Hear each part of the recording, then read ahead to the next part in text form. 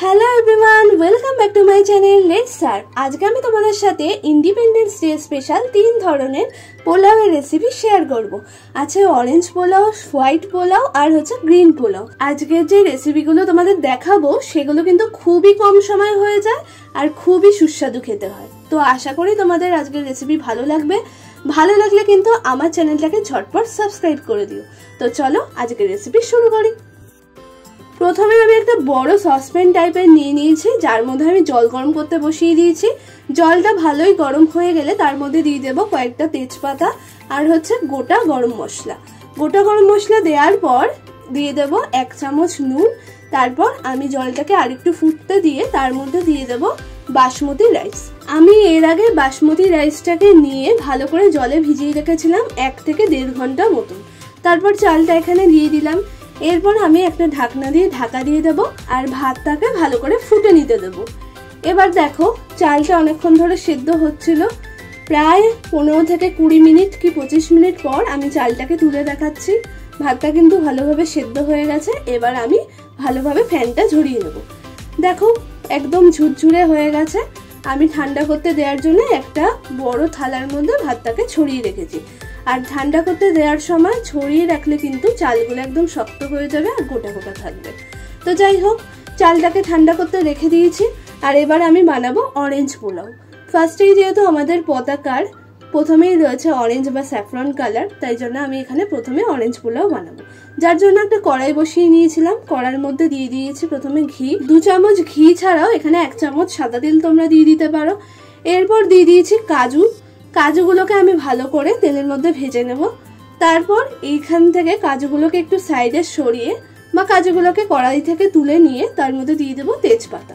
তেজপাতা দেওয়ার পর এখানে অল্প পরিমাণে সাদা ভাত দিয়ে দেবো। যেই সাদা ভাতটাকে আমি কিছুক্ষণ আগে রেডি করলাম সেটাকে কিন্তু আমি 3টে ভাগে ভাগ করে নেব। আর ফার্স্ট ভাগটা আমি অরেঞ্জ পোলাওয়ের জন্য রেডি করছি। সেই সাদা ভাতটাই আমি এখানে দিয়ে দিয়েছি আর একটু নাড়িয়ে চাড়িয়ে নিলাম। এরপর আমি এর মধ্যে দিয়ে দেবো কিশমিশ। কিশমিশটাকে দেওয়ার আগে কিন্তু 10 থেকে 15 মিনিট জলে তোমরা ভিজিয়ে রাখতে পারো। কিশমিশ ছাড়াও এখানে তোমরা আমন্ড বা অন্য কোনো যে কোনো ড্রাই ফ্রুট এখানে ব্যবহার করতে পারো। এরপর আমি দিয়ে দিয়েছি লবণ। লবণ দেওয়ার পর আমি এখানে দিয়ে দিচ্ছি কেশরি রং।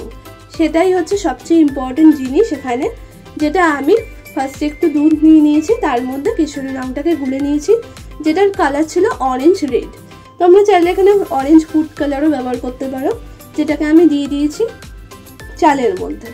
এবার ভাতের মধ্যে দেওয়ার পর ভালো করে এখানে নাড়িয়ে চাড়িয়ে নিচ্ছি। নাড়িয়ে চাড়িয়ে নেওয়ার মধ্যেই দেখতে পাবে একটা অরেঞ্জি ভাব চলে এসছে। খুব সুন্দরও দেখতে লাগছে পোলাওটাকে। আর পোলাওটা যেহেতু মিষ্টি মিষ্টি হবে তার জন্য আমি এখানে অনেকটা পরিমাণে চিনি দিয়ে দিয়েছি, প্রায় 4 থেকে 5 চামচ পরিমাণ। তোমরা চাইলে আর একটু বেশি পরিমাণেও দিয়ে দিতে পারো। ব্যাস, এবার চিনিটা গলে যাওয়া পর্যন্ত অপেক্ষা করতে হবে। গলে গেলেই নাড়িয়ে চাড়িয়ে সার্ভ করতে হবে অরেঞ্জ পোলাও। এরপর আমি বানাবো হোয়াইট পোলাও। হোয়াইট পোলাও বলতে এখানে আমি জিরা রাইসই বানাবো। প্রথমে কড়াইতে দিয়ে দিয়েছি ঘি আর সামান্য পরিমাণে তেল। তারপরে দিয়ে দিচ্ছি তেজপাতা। তেজপাতা দেওয়ার পর এখানে দিয়ে দিচ্ছি জিরে। জিরেটা আমি 1 চামচ পরিমাণ দিয়ে দিয়েছি, তোমরা পরিমাণ অনুযায়ী দিয়ে দিও। এরপর জিরেটাকে একটু নাড়িয়ে চাড়িয়ে নেব যতক্ষণ না ভাজা ভাজা হয়ে যাবে। ব্যাস, একটু ব্রাউন ব্রাউন কালার চলে এলে তারপরে আমি এখানে দিয়ে দেব সাদা ভাত। যেই ভাতটা আমি আলাদা করে রেখেছিলাম সেই সাদা ভাতটাই এখানে দিয়ে দিচ্ছি। আর হ্যাঁ, যখন সাদা ভাতগুলো দেয়া হবে তখন খেয়াল রাখবে যাতে ভাতের মধ্যে একটুও যেন জল না থাকে, পুরো ভাতটাই যেন শুকনো হয়। ব্যাস, সাদা ভাত দেওয়ার পর আমি দিয়ে দিলাম নুন। এবার নুন দিয়ে ভালো করে নাড়িয়ে চাড়িয়ে নেব। তোমরা এখানে ফোড়নের সময় অল্প পরিমাণে কারি পাতাও দিতে পারো, যদি তোমাদের কারি পাতার টেস্ট খুব ভালো লাগে। কারি পাতা দিলেও কিন্তু এখানে টেস্টটা ভালো আসে। তো জিরা রাইস কিন্তু প্রায় রেডি। এটা কিন্তু খুবই সহজ রেসিপি, খুব তাড়াতাড়ি হয়ে যায়। তো দেখো আমাদের জিরা রাইস রেডি হয়ে গেছে। এবার আমি বানাবো গ্রিন পোলাও। গ্রিন পোলাওয়ের জন্য এখানে লাগবে ধনেপাতা আর কাঁচা লঙ্কা। তোমরা চাইলে পালং শাকও এখানে ব্যবহার করতে পারো, তবে এটা যেহেতু পালং শাকের সিজন না তাই আমি এখানে ব্যবহার করেছি ধনেপাতা। ধনেপাতা আর কাঁচা লঙ্কা একটা মিক্সিং জারে নিয়ে নিয়েছি। তারপরে আমি খুব ভালোভাবে মিক্স করে নেব। তারপরে দেখতে পাবে একটা গ্রিনিশ টাইপের একটা ব্যাটার তৈরি হয়ে গেছে, যেটাই কিন্তু আমাদের পোলাও বানাতে কাজে লাগবে। প্রথমে আমি কড়াই নিয়ে নিয়েছি, আবারও কড়াইয়ের মধ্যে আবার দিয়ে দিচ্ছি 2 চামচ ঘি। ব্যাস, ঘি দেওয়া হয়ে যাওয়ার পর একটু রাখবো, কারণ ঘিটা একটু ভালোভাবে গরম হতে হবে। আর ঘি যতক্ষণ গরম হবে ততক্ষণ কিন্তু ওয়েট করতে হবে। ভালো করে নাড়িয়ে চাড়িয়ে নিলাম। এরপর এর মধ্যে ফার্স্টেই দিয়ে দেবো সাদা ভাতটাকে, কারণ ধনেপাতার যে মিক্সচারটা তৈরি করেছিলাম সেটা কিন্তু ফার্স্টেই দেওয়া যাবে না, কারণ সেটা দিলে কিন্তু একটু পুড়ে পুড়ে যেতে পারে বা কালচে কালারের হয়ে যেতে পারে। তো কালারটাকে বজায় রাখার জন্য ফার্স্টেই দিয়ে দিতে হবে সাদা ভাত। তার মধ্যে দিয়ে দেবো লবণ। টেস্টটাকে এখানে একটু বাড়ানোর জন্য তোমরা ফার্স্টের দিকে একটু রসুনের কোয়াও দিতে পারো, তাতেও কিন্তু টেস্টটা ভালো হয়। এরপরে সাদা ভাতটাকে একটু নাড়িয়ে চাড়িয়ে নেওয়ার পর আমি ধনেপাতার যে মিক্সচারটা বানিয়েছিলাম সেটা এখানে দিয়ে দিলাম। এরপর আস্তে আস্তে নাড়িয়ে চাড়িয়ে নেব, তাহলেই দেখতে পাবে একটা খুব সুন্দর গ্রিন কালার চলে এসছে পোলাওয়ের মধ্যে, আর ভাতটা পুরো গ্রিনিশ হয়ে যাচ্ছে।